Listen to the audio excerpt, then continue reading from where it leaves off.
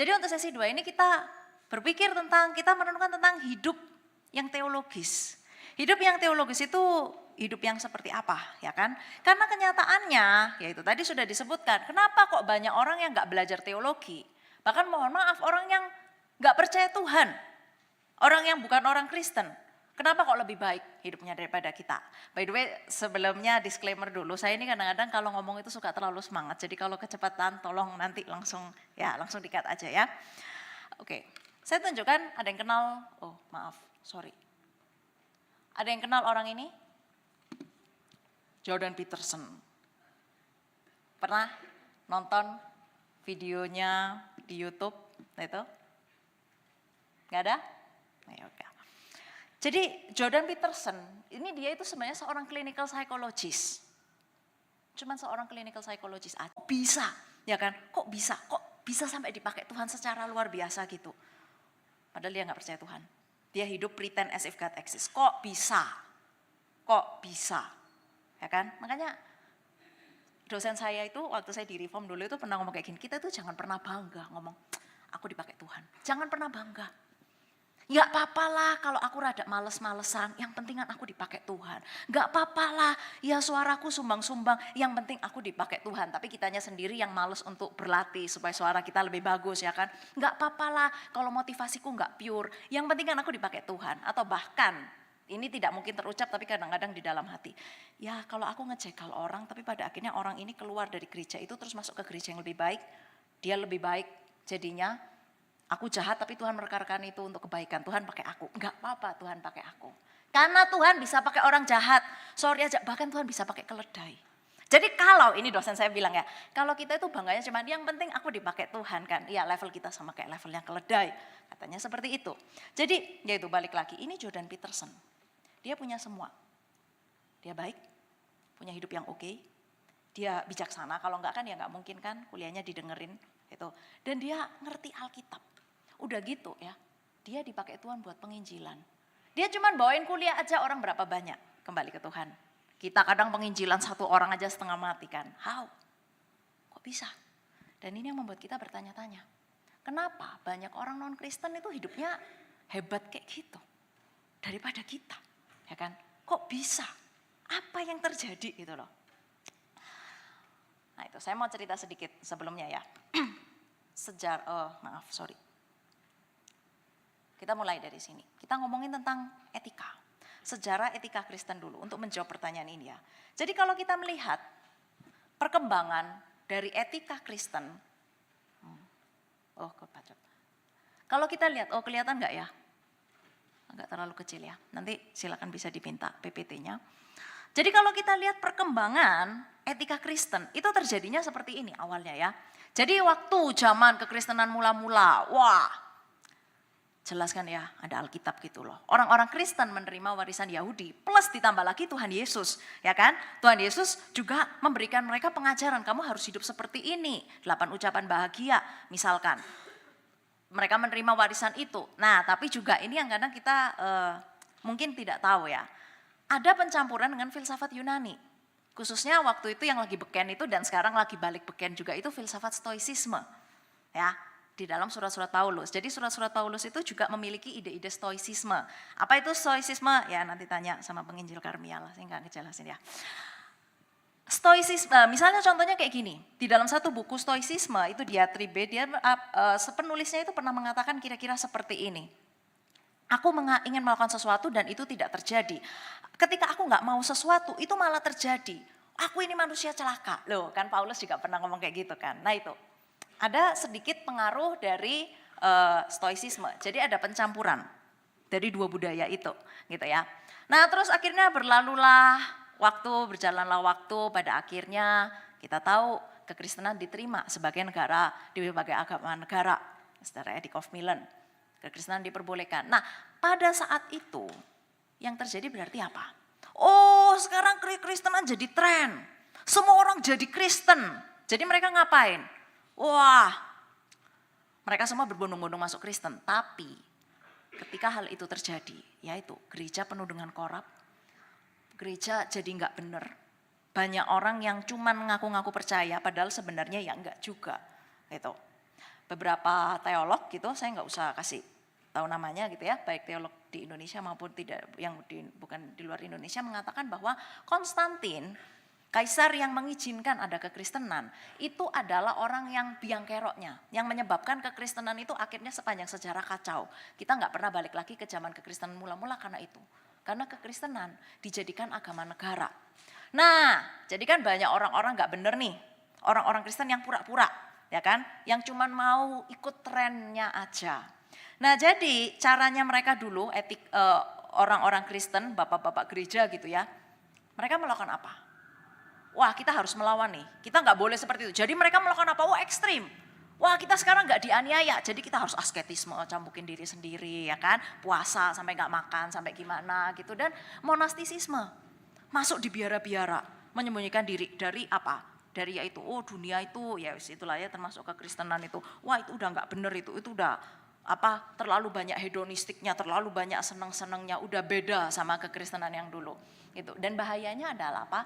Bahayanya yaitu legalisme, karena oh kita harus siksa diri, kita harus melakukan ini dan itu, kita harus menjauhi yang apa-apalah itulah, gitu kan ya, moralisme. Dan makanya itu ada, kita tahu orang yang namanya Pelagius. Pelagius itu siapa? Sekali lagi tanya penginjil Karmia.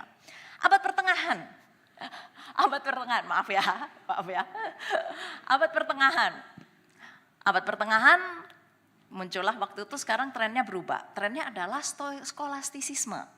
Jadi waktu abad pertengahan, orang-orang itu, para teolog-teolog itu ya, wah mereka itu sangat gemar berteologi. Bagus loh, Thomas Aquinas, ya kan? Itu orang-orang yang luar biasa, Anselm, itu orang-orang yang luar biasa sekali. Gitu. Mereka orang-orang yang mengasihi Tuhan, dan ini mereka mencoba merumuskan teologi mereka dalam yaitu sistem skolastik. Gitu ya, sistem skolastik itu mereka berteologi sangat-sangat akurat, sangat-sangat logik sekali, gitu. Nah, dan di masa itu mereka juga membahas tentang etika. Tapi ini problemnya, mereka, ya nggak tahu sih ya problem atau enggak. Mereka, etika yang mereka rumuskan itu enggak pure dari Alkitab. Bahkan sebenarnya sangat sedikit sekali dari Alkitab. Diambil dari mana? Nah, kalau konteksnya Thomas Aquinas, dia mengambil dari Nicomachean Ethics-nya Aristoteles. Mungkin Anda pernah dengar Virtue Ethics, gitu. Nah, kira-kira seperti itu. Misalnya seperti ini, ya. Kalau misalnya mungkin Anda pernah dengar juga Seven Deadly Sin. Ya, Seven Deadly Sin. Ada juga Seven Heavenly Virtue, 7 kebajikan surgawi. Mereka mengatakan ada 3 nih. Yang apa? 3 kebajikan yang teologis. Faith, love, hope, itu dari Alkitab. Ya, itu dari Alkitab. Tapi ada 4 cardinal virtue.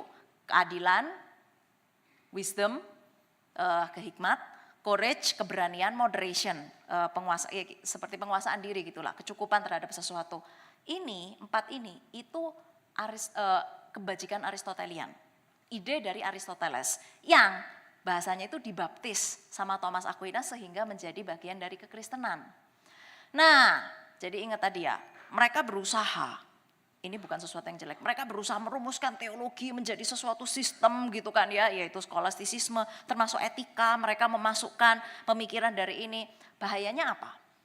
Bahayanya adalah menjadi sesuatu yang terlalu rigid sehingga responnya orang jatuh ke dalam mistisisme.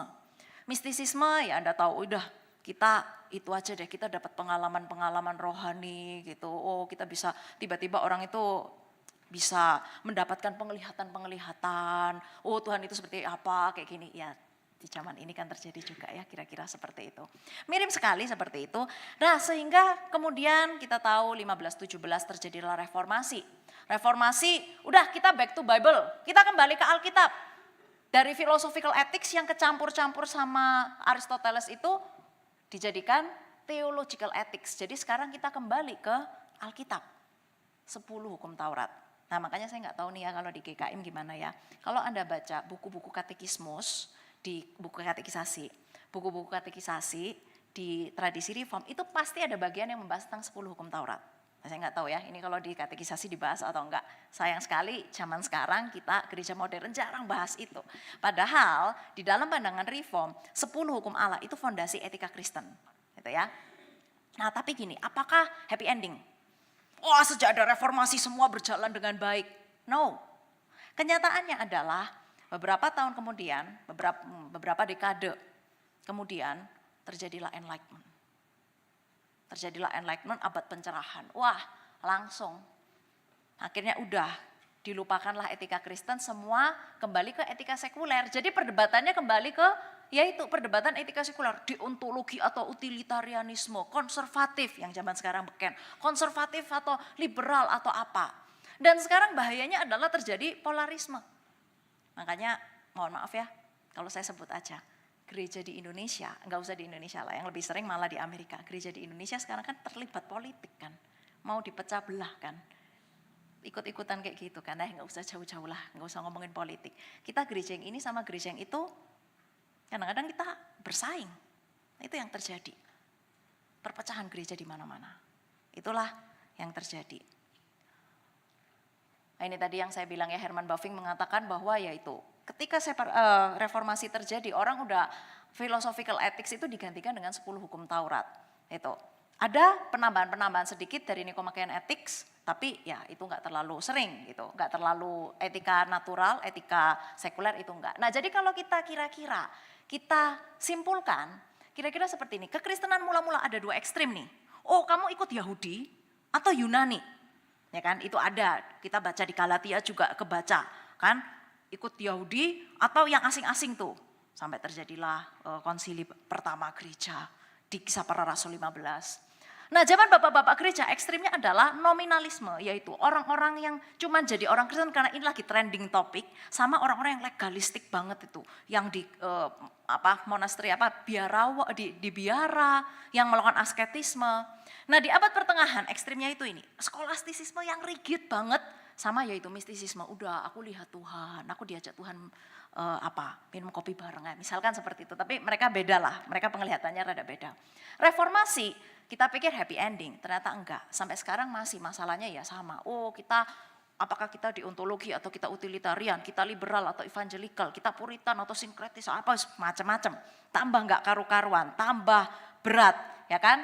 Tambah bingung. Jadi ini gimana nih, apa yang sebenarnya terjadi? Kok bisa? Reformasi, teologinya kuat, back to Bible lagi, ethics juga ada, ya kan? Tapi kenapa kok gereja-gereja Protestan itu terseret etika-etika sekuler? Kok ikut-ikutan, nggak punya identitas? Padahal prinsipnya udah jelas, kita itu kembali ke Alkitab, kita kembali ke Alkitab. Jadi kita mau bahas nih sekarang tentang hubungan antara dogmatika dan etika, tuh ya. Nah ini tadi. Bavinck mengatakan bahwa di dalam ketika kita itu membahas tentang etika, itu ada dua hal yang kita bahas. Yaitu yang pertama, kita bagi jadi dua. Yang pertama adalah kita bahas tentang natural ethics. Natural ethics ini ngomongin tentang keadaan orang-orang yang belum percaya. Ini ngomongin tentang keadaan sebelum seseorang itu dipertobatkan. Gitu. Jadi etika-etika yang sekuler tadi, stoicisme, ya, Nicomachean Ethics, atau mungkin ada etika-etika yang lain, Konfusianisme, nah seperti itu gitu ya. Pembagiannya sangat jelas. Oh, sorry.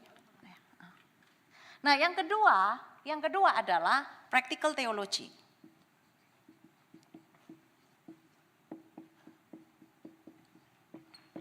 Nah, di mana practical theology ini membahas tentang yaitu etika untuk mereka yang sudah percaya pada Tuhan. Jadi kembali lagi ke Alkitab, ngomongin tentang 10 hukum Allah dan sebagainya. Nah, di dalam kita membahas ini, kita harus ingat tentang Tuhan. Tuhan kita itu Tuhan yang seperti apa, ya kan? Jadi ada biasanya kalau misalnya itu orang pada zaman skolastik dulu, Thomas Aquinas, dia membagi natur Tuhan itu menjadi 3. Yang paling penting ya, yang paling penting. Pertama adalah truth, kebenaran. Terus keindahan dan kebaikan. Tuhan punya semua ini. Nah, 3 atribut ini biasanya disebut the transcendental. Tuhan punya ini. Nah, kebaikan, keindahan, dan kebenaran. Nah, sehingga ini pun turunannya adalah ya yang tadi Bu Karmia sempat bilang, di dalam bagaimana kita berteologi. Kebenaran itu relate dengan ortodoksi. Kita harus memiliki satu pemahaman yang benar. Keindahan itu berkaitan dengan ortopati. Kita memiliki perasaan yang benar. Terus ortopraksi. Kita memiliki tindakan yang benar, menjadikan kita orang yang bermoral, orang yang baik. Nah, maaf. Ketika diturunkan menjadi satu diskursus, kita membaginya jadi seperti ini nih. Nah, ortodoksi di sini kita membahas tentang dogmatika, doktrin itu ya, predestinasi gitu. Kalau keindahan, kita bahasnya estetika.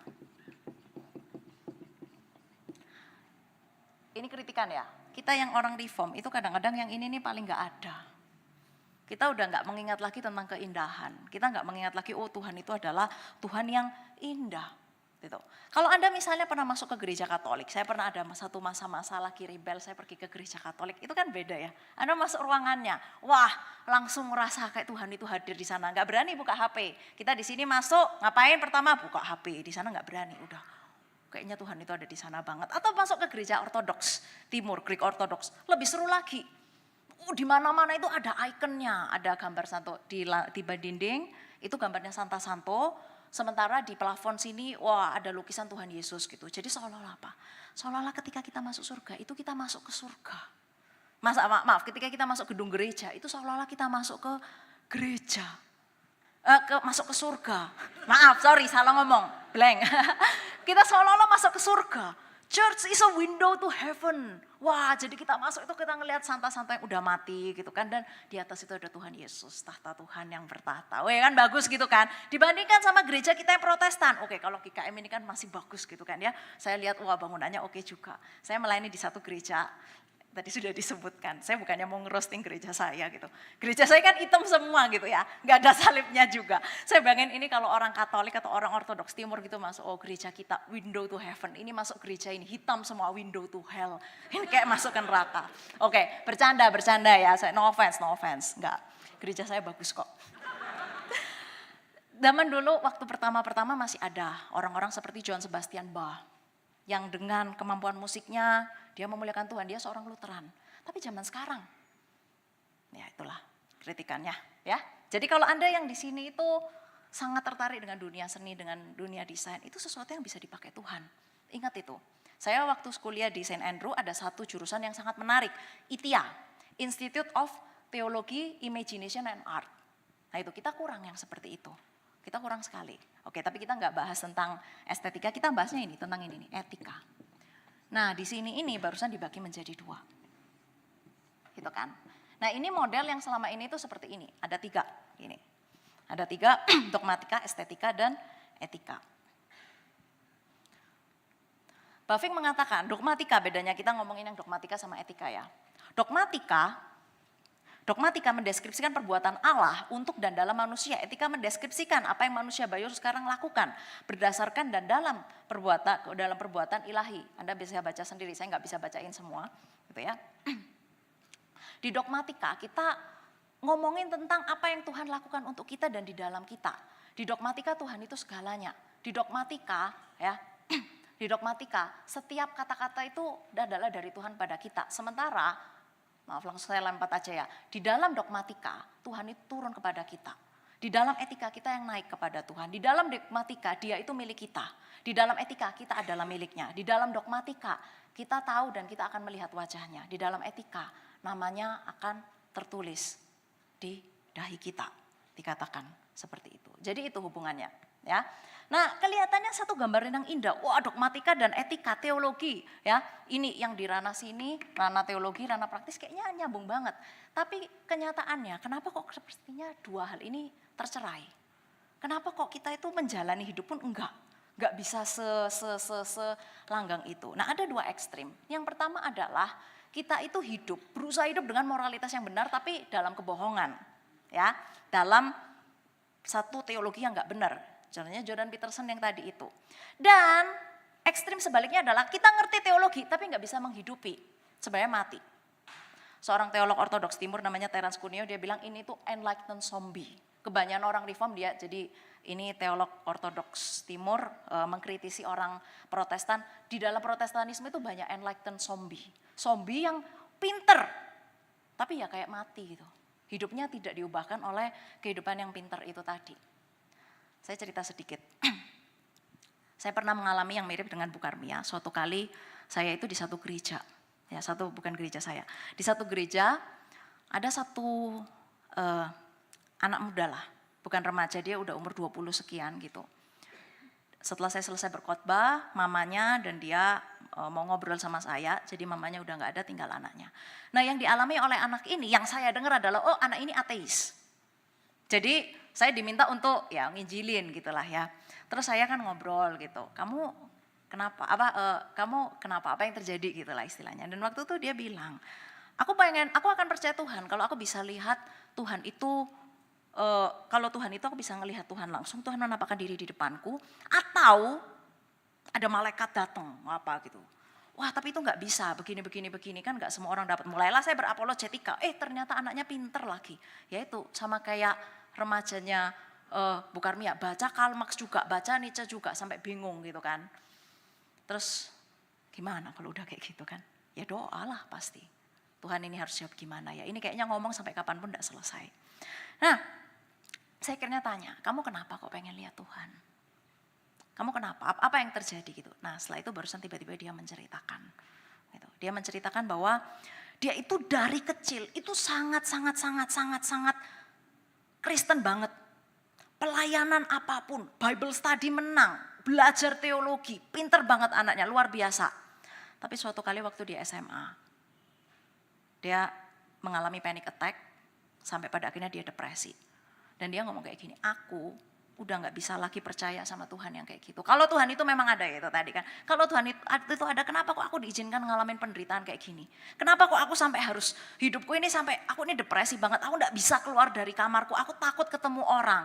Aku harus gimana? Kenapa kok Tuhan itu izinin aku kayak gini sih? Kalau memang Tuhan itu ada, aku tuh, dan dia mengatakan sendiri, aku tuh dulu lebih bahagia pas waktu aku masih anak-anak, pas waktu aku gak tahu apa-apa, pas waktu aku bisa percaya Tuhan, at least aku tahu Tuhan itu gimana dan aku harus hidup gimana. Sekarang aku gak bisa percaya Tuhan dan aku gak tahu aku harus hidup gimana.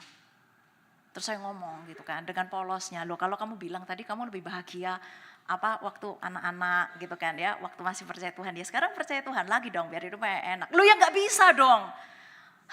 Susah juga ya. Jadi gimana? Tapi saya ngerti loh. Sulit sekali gitu. Terus saya tiba-tiba teringat, ternyata dia juga nonton Jordan Peterson itu tadi yang saya tunjukin di awal itu. Terus saya bilang kayak gini, oke kamu gak percaya. Tapi bisa gak kamu hidup kayak gitu? You act as if God exists. Bisa gak? Kamu pura-pura aja lah, anggap aja Tuhan itu ada. Dan kalau Tuhan ada, berarti semua hukum-hukumnya di Alkitab benar. Berarti Tuhan ciptakan kamu buat apa? Buat mengasihi sesamamu. Jadi sekarang kalau kamu pulang, ya kamu jangan lagi merasa aku kenapa kok aku. Gimana kalau Tuhan itu sekarang mengizinkan kamu mengalami ini? Karena Tuhan tahu ada banyak orang-orang yang sama kayak kamu dan Tuhan pengen pakai kamu untuk menyembuhkan mereka. Kamu itu wounded healer. Kamu saat ini mengalami kayak gini. Tapi kalau kamu coba keluar, kamu ketemu sama temanmu, kamu ngobrol, ternyata temanmu juga mengalami kayak kamu. Dan dia terhibur, dan dia disembuhkan. Karena ternyata ada orang yang mengalami sama seperti dia, ada yang ngerti dia. Dan dari situ kamu barusan tahu makna hidupmu. Makna hidup itu jangan baca Nietzsche. Makna hidup itu kamu keluar, ya. Kamu ngelakukan apa yang Tuhan mau, meskipun mungkin kamu gak percaya. Ya itulah, aku percaya. Tolonglah aku yang tidak percaya ini. Lakukan itu. Dan setelah itu kamu bisa tahu, ternyata aku itu hidup ada maknanya. Ternyata aku berharga, ternyata aku diciptakan Tuhan untuk melakukan ini. Ternyata aku punya makna hidup. Tadi kan Penginjil Karmia sempat bilang mungkin gak action kita itu mempengaruhi teologi. Saya pikir mungkin, ya itu tadi, gak percaya Tuhan. Tapi mungkin ketika dihidupi bisa. Jemaat saya, kali ini beneran jemaat, gay. Tapi waktu itu saya gak tahu loh ya kalau dia gay. Jemaat saya, tempat saya melayani, waktu itu saya gak tahu dia gay, dia ngajak ngobrol saya tentang apologetika. Apa bukti Tuhan Yesus itu bangkit? Halo, apa bukti Tuhan Yesus itu bangkit? Loh, Alkitab kan nulis. Loh, tapi itu kan sumber Kristen. Loh, ada loh sumber-sumber yang bukan Kristen ini.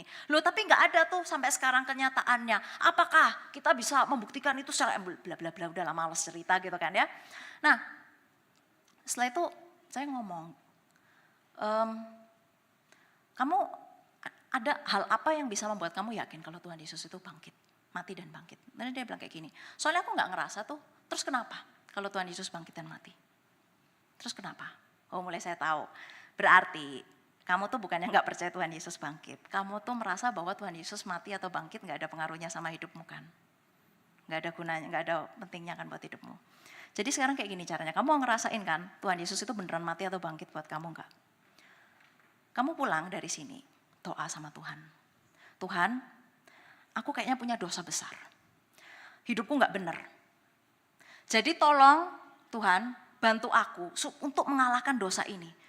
Membenarkan hidupku yang kacau balau ini. Waktu itu sekali lagi saya enggak tahu dia ki. Membenarkan hidupku yang enggak karu-karuan ini. Dan setelah itu aku yakin pasti Tuhan akan bantuin kamu ngelawan dosa itu. Dan pada akhirnya setelah kamu ngelawan dosa itu, kamu barusan tahu, oh ini loh kuasa kebangkitan dan kematian Tuhan Yesus yang mengubahkan hidupku. Barusan setelah itu kamu bisa percaya 100%. Kamu jangan sampai yakin dulu Tuhan Yesus bangkit dan mati barusan ngelawan dosamu. Sekarang kamu ngelawan dosamu. Nanti kalau kamu sudah berhasil, kamu bakalan tahu Tuhan Yesus itu sayang sama kamu. Tuhan Yesus mati dan bangkit buat kamu, that's it. Setelah itu saya doain. Saya doain kan. Setelah itu saya doain, terus kita ya biasakan jabat tangan. Dan setelah itu barusan dia ngaku, C, I'm gay. Aku gay. Nah itu. Kadang-kadang kita itu terlalu pinter, terus gak dilakuin gitu kan. Terlalu pinter gak dilakuin, berakhir jadi ateis. Kenapa bisa seperti ini? Nah tadi memang saya mengutip Bavinck, tapi kita juga bisa mengkritisi Bavinck.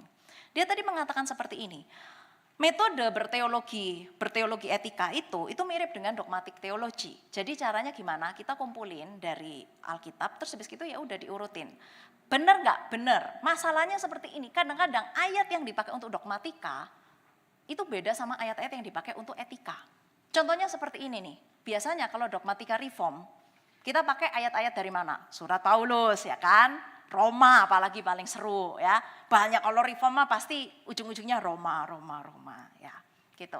Sementara ayat-ayat yang dipakai untuk etika, balik lagi ya itu tadi 10 hukum Allah. Jadi nggak nyambung 8 ucapan bahagia, nggak nyambung. Oh 8 ucapan bahagia 10 hukum Taurat itu bukan teologi.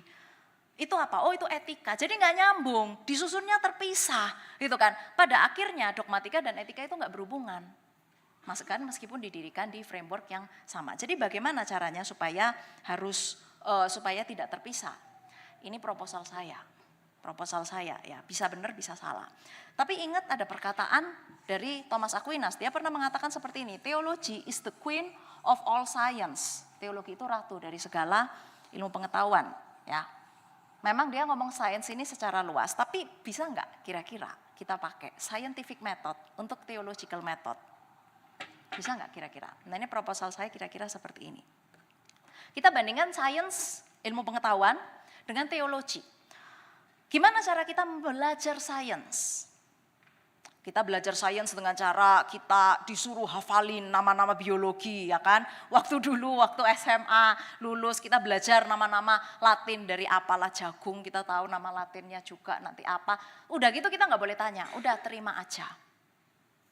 Tapi itu adalah cara belajar sains yang salah. Cara yang benar dalam melakukan sains adalah apprenticeship. Jadi orang itu dibimbing, murid itu dibawa ke laboratorium. Terus habis gitu ayo bereksperimen. Untuk apa? Untuk membuktikan satu teori itu benar atau salah. Jadi metodenya kira-kira seperti ini. Jadi ada sesuatu nih, problem gitu ya, pertanyaan gitu. Pertanyaan tesis gitu kan. Terus kita lihat keadaan, kita lihat dunia riset, observasi, setelah itu keluar satu hipotesa atau teori. Terus kita melakukan eksperimen itu di laboratorium, keluar kesimpulannya. Kalau ternyata kesimpulannya itu salah, berbeda dengan hipotesis kita, ya salah berarti, harus ganti, ya kan? Kalau misalnya benar ya udah gitu, nanti ada orang lagi yang akan melanjutkan dengan eksperimen, dibuktikan terus menerus, itu. Nah gimana kalau kita menerapkan ini untuk teologi juga, ya kan? Cara yang salah untuk berteologi adalah transfer data. Nah yang di sini nih yang mahasiswa pasti ngerti lah, disuruh ngafalin doktrin enggak? Bavinck, suruh ngafalin, ya kan? Gak boleh tanya, udah pokoknya ini yang benar. Kalau kamu tanya ini bidat, sesat, ya kan? Itu dikit-dikit bidat, dikit-dikit anatema ya. Gimana kalau gak kayak gitu? Oh maaf. Gimana kalau bukan seperti itu caranya? Gimana kalau caranya adalah ini? Seperti apprenticeship. Murid itu dibawa ke quote and quote laboratorium kehidupan untuk mengalami firman Tuhan dan untuk membangun satu teologi yang personal. Dan sebenarnya ini bukan sesuatu yang baru. Ini sudah dilakukan sejak gereja mula-mula di dalam katekisasi. Jadi Anda tahu orang katekisasi gimana? Mia mau tanya, di sini tuh kalau katekisasi itu berapa bulan? 4 bulan, oke. Di tempat saya 3 bulan gitu kan ya, tambah lama tambah di courting. Zaman dulu orang kalau katekisasi itu minimal 1 tahun. Bisa 2 tahun, bisa 3 tahun. Kenapa? Karena kayak gini, diajarin doktrin. Setelah itu nanti bakalan ada yang nemenin gitu, mentornya gitulah ya. Nemenin si petobat baru ini untuk apa? Untuk si dia itu melakukan di dalam kehidupan sehari-harinya. Gimana dia menerapkan apa yang dia pelajarin. Gimana dia itu, nanti kita discuss bareng tentang teologi. Loh aku tadi mengalami ini, harusnya gimana? Oh gini, jadi seperti itu. Nah orang itu melihat, mentornya itu melihat perkembangan teologi dan juga kehidupan dari orang ini. Itu yang dilakukan zaman dulu. Jadi orang itu bisa lulus itu bertahun-tahun lama banget. Barusan akhirnya bisa dibaptis, nggak kayak kita ya kan, kilat. Gitu. Jadi sekarang gimana kalau kita melakukannya itu seperti itu? Jadi kita kan punya pertanyaan, problem di sini bukan maksudnya masalah, problem di sini maksudnya kita mungkin punya satu, misalnya kita bertanya-tanya gitu kan ya, Allah Tritunggal itu apa ya? Jadi kita harus pertama kita ke mana? Ke Alkitab dong ya kan, back to the Bible, jangan dipikir-pikir sendiri. Kita datang ke Alkitab, kita belajar. Dan setelah itu orang-orang yang zaman dulu ya kan juga belajar Alkitab. Mereka merumuskan itu dalam dogmatika. Ada teolog tertentu atau dirumuskan dalam dokumen-dokumen historikal. Nah setelah itu tadi, itu semua kita belajarkan. Kita lakukan di dalam hidup kita, di dalam etika. Gitu. Sambil kita ngelihat, oh ini benar atau ini salah. Pada umumnya sih biasanya itu bukan masalah benar atau salah. Biasanya cuman yaitu tadi balance atau tidak balance gitu. Problemnya adalah mungkin loh ini kan membuat Alkitab itu kayaknya firman Tuhan itu tunduk pada, firman Tuhan tunduk pada pengalaman manusia. Enggak, no. Justru ini sesuai dengan semangat reform. Ecclesia Reformata Semper Reformanda Esse Secundum Verbum Dei. Doktrin itu tuh kan penafsiran orang terhadap ayat Alkitab. Bisa salah? Bisa. Satu-satunya yang infallible, satu-satunya yang gak bisa salah cuman firman Tuhan. Loh tapi kalau semua orang bikin teologinya sendiri kan nanti gereja jadi bidat semua. Dan ini kritikannya orang Katolik terhadap Protestan. Lihat tuh gerejamu 30.000 denominasi, setiap hari nambah, nanti 40.000, 50.000 gitu. Itu kritikannya mereka terhadap kita gitu ya. Nanti bidat semua jadinya. Gini, kita beriman sama prinsip yang Tuhan Yesus kasih. Dogmatika yang benar akan membawa pada etika yang benar. Dari buahnya kita akan tahu pohonnya gitu ya. Jadi saya kasih contoh misalnya yang dogmatika yang jelas-jelas ini tapi dogmatika dari tradisi lain. Nanti kita akan ngomongin tentang tradisi kita sendiri gitu ya. Dogmatika dari tradisi lain, Katolik dan Ortodoks Timur. Mereka percaya dengan satu doktrin yang namanya one true church. Bahwa dari sekian banyaknya denominasi itu cuma ada satu gereja yang benar. Cuma satu gereja yang kudus dan am, yang mempelai Kristus. Nah, yang seru adalah Katolik bilang, oh aku one true church. Ortodoks Timur bilang, oh enggak aku one true church. Nanti ada gereja lain, oh enggak aku one true church. Gitu kan. Tapi kalau kita pikir, kira-kira kalau dogmatika seperti ini dihidupi jadinya seperti apa? Ada yang mau berkomentar? Jadinya tentu saja orang-orang yang judgmental. Jadinya tentu saja orang yang apa? Yang menuduh gereja lain, oh kamu mah kayak gini, oh itu enggak benar, itu iblis apa, dan itu menghujat Roh Kudus, ya kan? Bukan hal yang kita boleh lakukan dengan sembarangan. Ngomong, kalau Roh Kudus bekerja di dalam satu gereja, ini saya ingat ya, Roh Kudus bekerja dalam satu gereja, nama Tuhan Yesus dikabarkan, iblis dikalahkan di tempat itu. Terus kita ngomong, oh itu iblis, ya itu apa bedanya kan? Sama orang Farisi yang ngomong, oh itu Tuhan Yesus itu dia ngusir dengan kuasa Beelzebul. Tuhan Yesus bilang apa? Ya itu menghujat Roh Kudus. Pandangan-pandangan seperti ini bisa membawa ke etika yang enggak baik. Sehingga jelas bahwa ya itu kan dari buahnya engkau tahu pohonnya. Kalau etikanya enggak baik, kalau tindakannya enggak baik, apakah berarti dogmatikanya benar? Nah, sehingga makanya itu kalau Anda ngikutin gitu ya, orang Katolik dan orang Ortodoks Timur sendiri udah enggak terlalu berani ngeklaim, oh Protestan mah pasti masuk neraka. Enggak, mereka ngomongnya kayak gini. Oh, misalnya Katolik ya, mereka mengatakan, oh orang-orang Protestan itu our separate brethren. Saudara kita, tapi pisah dikit gitulah. Tapi tetap masuk surga by the way. Nah itu, jadi mereka sendiri akhirnya ngubah gitu. Mereka ngubah karena oke, mungkin ada kesalahan di sini gitu. Orang Ortodoks Timur mereka kan mengatakan oh ya mereka bukan anathema lah, mereka nggak masuk neraka lah, tapi mereka itu nggak merasakan fullness of salvation, mereka nggak benar-benar merasakan nikmatnya keselamatan. Nah kira-kira seperti itu ya. Mereka itu adalah contoh dari gimana caranya kita itu memiliki satu hidup yang juga sebagai satu tempat untuk kita bereksperimen terhadap teologi kita. Nah, sekarang saya kasih studi kasusnya. Tadi kan caranya tuh gimana. Sekarang saya kasih studi kasusnya, tapi karena waktu saya terbatas jadi saya rada ngebut, ya. Jadi misalnya kita bertanya tentang keselamatan.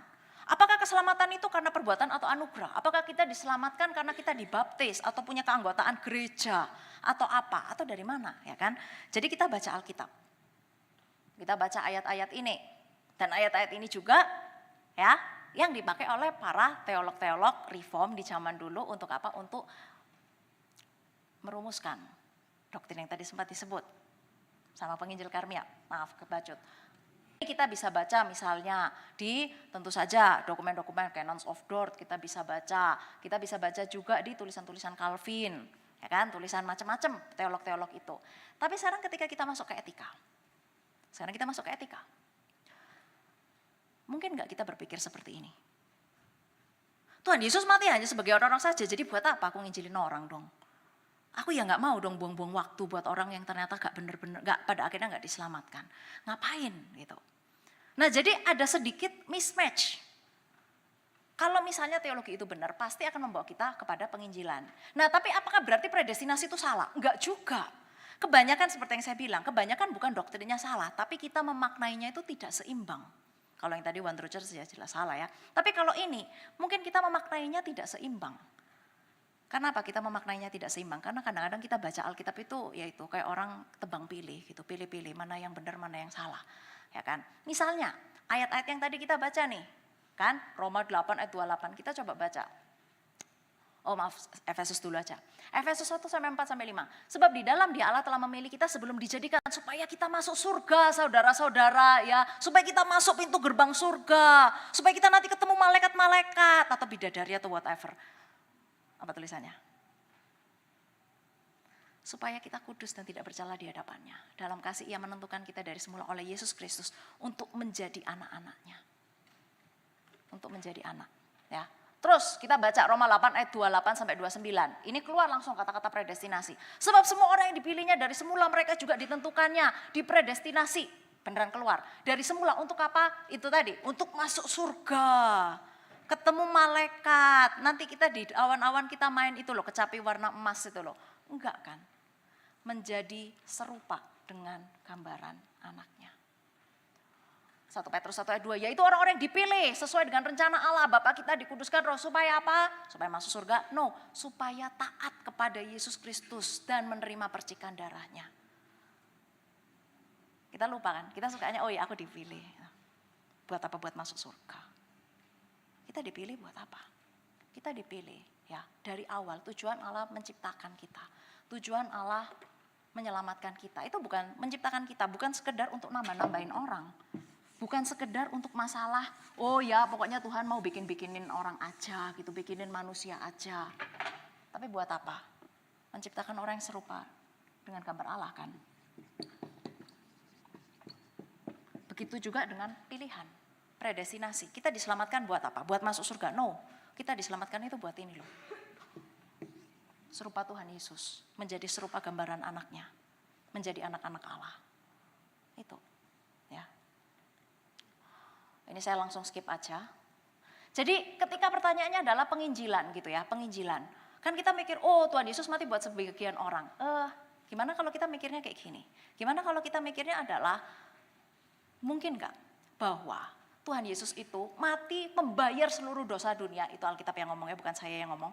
Alkitab mengatakan bahwa Tuhan Yesus mati untuk membayar seluruh dosa seluruh dunia, meskipun pada akhirnya ada orang yang menolaknya. Itu paralel juga dengan kita, orang-orang pilihan. Kita itu mengabarkan Injil ke seluruh dunia loh. Gak peduli nanti masalah orang itu mau selamat atau enggak, mau percaya Tuhan atau enggak. Pokoknya kita ngabarkan Injil, meskipun ada yang nolak. Kenapa? Lo kan gak guna, buat apa? Ngapain? Karena ini. Karena sama seperti Tuhan Yesus itu mati dan banyak orang yang menolak dia. Ketika kita menginjili orang dan banyak orang menolak kita, ya kan kita serupa Tuhan Yesus kan. Kita melakukan apa yang Tuhan Yesus lakukan juga, gitu loh. Ya. Itu maksudnya. Jadi predestinasi itu jangan cuman disempitkan menjadi cuman masalah nanti aku masuk surga. No, tapi balik ke sini. Balik ke sini. Ketika kita kembali ke sini, ke basicnya di sini, maka kita akan lihat, oh nyambung ya. Oh ternyata aku harus menginjili orang. Oh ternyata aku harus memiliki hidup yang bermoral, memiliki hidup yang menjadi terang. Kenapa? Karena aku diselamatkan bukan untuk masuk surga. Aku diselamatkan untuk menjadi serupa Tuhan Yesus. Itu tadi. Kita lihat di Alkitab, menyaksikan Tuhan Yesus sebagai juru selamat dunia. Kadang kita mungkin berpikir, oh Tuhan Yesus cuma mati buat aku doang. Atau buat ya pokoknya yang orang-orang sebagian doang. Tuhan Yesus juru selamat dunia. Itu. Saya lompatin banyak ya, nanti bisa baca sendiri. Kita pada akhirnya ya misalnya kayak Abraham deh ini. The purpose of election dipilih buat apa? Bukan untuk sebagian diberkati, sementara sebagian dikutuki. Bukan, tapi untuk apa? Yang dipilih menjadi berkat. Menjadi berkat. Abraham dipilih buat apa? Buat menjadi berkat. Olehmu serupa bangsa di muka bumi akan mendapatkan berkat. Jadi itu, jangan pernah kita itu satu teologi itu cuman ya itu ya ini. Jadi kita bisa membayangkan bahwa misalnya kayak gini nih. Ini kalau kita coba ya oke nih sekarang kita udah memiliki banyak data gitu kan ya. Memiliki banyak data kita kembali lagi. Gimana kalau kita merumuskan seperti ini. Oh Allah memilih sekumpulan orang ya. Untuk menjadi serupa dengan gambaran anaknya bukan untuk masuk surga. Untuk menjadi serupa dengan gambaran anaknya, melakukan pekerjaan baik, menjadi berkat, menjadi kudus untuk disempurnakan. Jadi Tuhan menciptakan, ya kan? Tapi juga harus ada orang-orang yang nanti menjadi penerima itu. Penerima berkat itu. Misalnya saya lambangkan dengan yang warnanya pink. Orang-orang yang ya kita ngomongnya tidak diselamatkan, yang tidak dipilih. Tapi bukan karena orang itu tidak dipilih ya sudah kita buang aja, enggak. Mereka ada untuk apa? Untuk kita membagikan kasih, untuk kita menginjili, untuk kita membagikan kasih Kristus. Loh terus kalau aku ditolak, kalau pada akhirnya mereka nggak percaya, urusane. Karena apa? Karena at the end of the day, pada akhirnya adalah apa? Yang Tuhan pengen itu kita serupa dengan dia. Kita mengabarkan Injil, kita tahu kita ditolak. Dan tidak semua orang percaya, hasilnya sia-sia. Anda nginjilin 100 orang, 100-100-nya nggak selamat. Sia-sia nggak? Sia-sia nggak? Sia-sia, apa yang bilang sia-sia? Enggak ada yang sia-sia. Enggak ada yang selamat, enggak apa-apa. Tapi Anda serupa Tuhan Yesus. Itu yang paling penting. Anda pelayanan, orang kritik, bukan cuma penginjilan ya. Anda pelayanan, orang kritik. Oh kok apa nyanyimu gak enak. Oh kamu nyambut orang kayak gini-gini. Orang kelihatannya tidak terberkati. Anda ngajar di sekolah, ngajar anak-anak. Anak-anak Anda jadi resek semua. Nggak ada yang bertobat. Ngajar anak-anak nggak ada yang lulus. Ya misal ya kan. Sia-sia enggak? Kalau Anda mengerjakan dengan ini nih, dengan pemikiran ini. Aku mau jadi serupa Tuhan Yesus. Ini loh basic dari semua baik etika maupun dogmatika kita. Serupa Tuhan Yesus. Sia-sia enggak? Enggak. Karena bukan masalah oh nanti orang lain gimana. Tapi kitanya jadi serupa Tuhan Yesus atau enggak. Itu saya skip semua ya ini. Itu predestinasi itu. Bukan cuma masalah nanti masuk surga, tapi kita diselamatkan. Ini saya skip aja karena keterbatasan waktu. Sehingga kesimpulannya adalah seperti ini. Kesimpulannya adalah predestinasi itu tidak cuma mencakup nanti kita selamat loh. Happy jadi, ya kan? Enak, enggak. Tapi yang paling penting itu ini, serupa Tuhan Yesus. Dan dari sini ketika kita udah punya ini yang jelas gitu ya. Oh, kita sejak awal diciptakan menurut gambar dan rupa Allah, antropologi. Ini nyambung ke sini kan? Nanti kita soteriologi kita. Aku diselamatkan buat apa? Bukan buat masuk surga, buat serupa Tuhan Yesus. Nanti pada akhirnya kita apa? Masuk surga? Bukan, jadi serupa Tuhan Yesus. Kita benar-benar disempurnakan ketika kita melihat Tuhan face to face. Roh Kudus. Kita bahas, oh Roh Kudus itu maksudnya gimana, karunia roh apa. Itu bukan saya bilang gak penting. Yang penting itu ini loh. Roh Kudus ada buat apa? Menyucikan kita, makin serupa Tuhan Yesus. Nanti akhirnya setiap teologi kita itu punya satu basic etika yang paling tinggi, menjadi serupa Tuhan Yesus. Nggak ada etika yang lebih tinggi daripada itu. Nah itu, semua teologi kita akhirnya mendukung satu ini, kehidupan yang serupa Tuhan Yesus. Oke, itu yang aku harus lakukan. Aku misalnya ya, kesimpulannya adalah aku dalam hal ini gereja harus menginjili tanpa perlu pusing orang itu akhirnya percaya atau tidak. Karena aku dipilih untuk menjadi serupa Tuhan Yesus. Dan menginjili meskipun aku ditolak, membuat aku serupa Tuhan Yesus. Karena Tuhan Yesus juga ditolak, ya kan? Ini kita menginjili berbuat baik bukan karena sekedar menjadi orang baik atau orang Kristen harus baik, tapi karena kita dipredestinasikan serupa Kristus. Kita diciptakan sebagai gambar dan rupa Allah, serupa Kristus. Dan karena ending kita, eskatologi kita nanti adalah apa? Kita menjadi benar-benar serupa Tuhan Yesus. Ini bukan cuma sekedar diperintahkan, tapi kita tahu dari dogma yang kita pelajari. Kalau Anda cuma hidup, oh aku tahu lah aku harus serupa Tuhan Yesus, tapi nggak punya dasar ini tadi. Ya, bedanya apa? Tadi kan saya kan bilang di awal kan, orang-orang yang baik, yang quote and quote serupa Tuhan Yesus banyak. Apa bedanya sama kita? Ini saya kasih tahu jawabannya. Mahatma Gandhi. Dia sangat mengagumi Tuhan Yesus. Dia belajar 8 ucapan bahagia, khotbah di bukit, dan dia ya lebih hebat dari kita lah ya. Dia bisa tampar pipi kiri, kasih pipi kanan. Tapi kalau kita tanya, dia hidupnya seperti apa hidup pribadinya? Saya nggak tahu Anda pernah baca atau enggak. Mahatma Gandhi itu orang yang sangat rasis. Satu. Kedua, dia pernah sama, saya lupa kalau nggak salah cucunya, cucu perempuannya yang masih remaja, tidur bareng. Cucunya disuruh telanjang terus dia tidur sama si perempuan ini, si cucu perempuannya. Itu kan gila kan. Tapi dia bilang apa? Oh aku mau mengetes apakah aku selibat atau aku bisa selibat atau enggak. Padahal dulu dia udah punya istri, makanya dia kan punya itu cucu. Karena apa? Karena oh aku serupa Tuhan Yesus. Itu bukan sesuatu yang menyeluruh di dalam hidupnya. Tapi cuman oh kenapa dia serupa Tuhan Yesus? Karena dia punya agenda pribadi. Aku mau membebaskan India dari penjajahan British, dari penjajahan Inggris. Tapi ya cuma di situ aja serupa Tuhan Yesusnya, satu aspek. Ya kan? Yang lainnya kita nggak tahu. Tapi kalau Anda punya ini ya, seluruh pemikiran itu tadi, ngerti, oh aku harus serupa Tuhan Yesus, kenapa? Karena aku dipilih untuk itu. Hidup Anda beda. Karena semua aspek itu tentang apa? Aku serupa Tuhan Yesus karena aku dipilih. Aku diselamatkan untuk itu. Aku diciptakan untuk itu. Kematianku pada akhirnya itu. Roh Kudus ada di dalam aku untuk itu. Itu, ya. Jadi itu aja yang saya bisa presentasikan gitu ya. Sorry, akhirnya telat juga. Reverend yang bilang dogmatika itu datang dari Tuhan. Etika adalah ketika kita kembali kepada Tuhan. Di dalam dogmatika, Tuhan mengasihi kita. Tuhan melakukan segala sesuatunya buat kita. Di dalam etika, therefore kita mengasihi Tuhan. Terima kasih. Tuhan memberkati.